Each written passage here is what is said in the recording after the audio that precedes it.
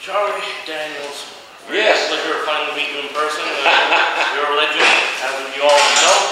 How's it going these days? Everything's going wonderful. Right in the middle of our busiest time of the year. We're out here rocking and rolling, you know, having a big time. And you've got the recordings, you know, you're playing until December. You're never stopping.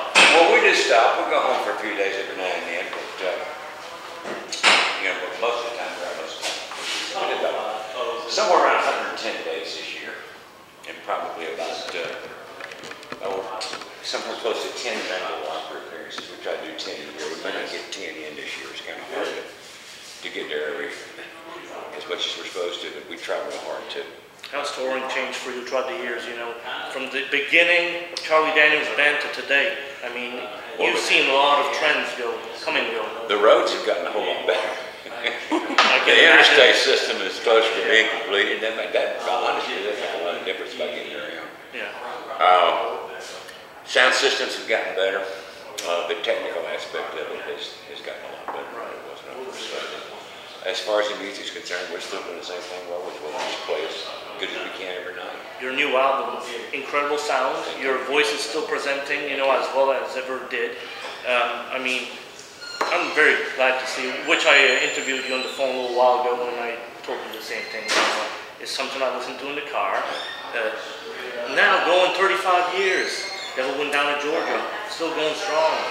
You know, that must be a good feeling for you. You know, well, it is. I mean, it's like we've in about our third generation with that song. And the thing about it is, it doesn't deal with any particular time.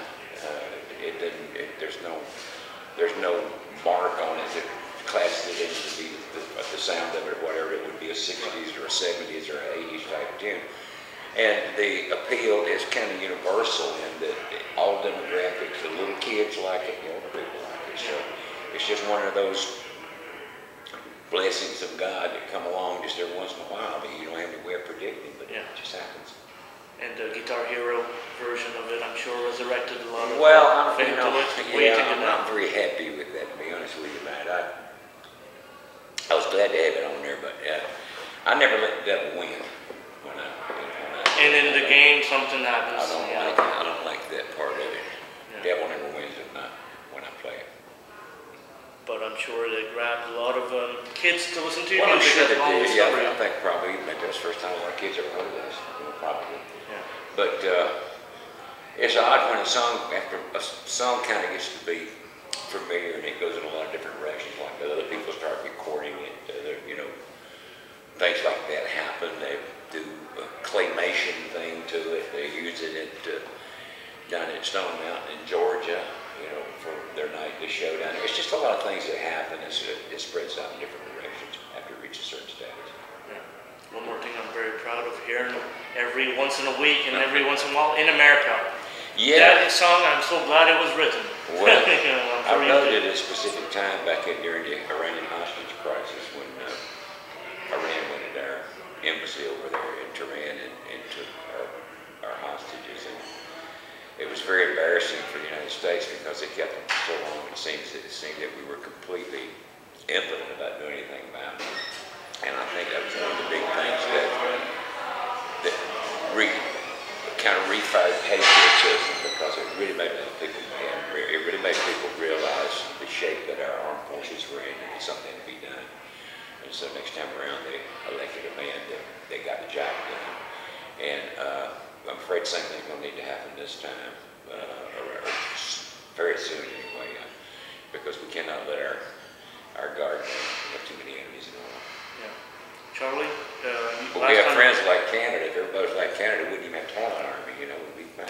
That's good.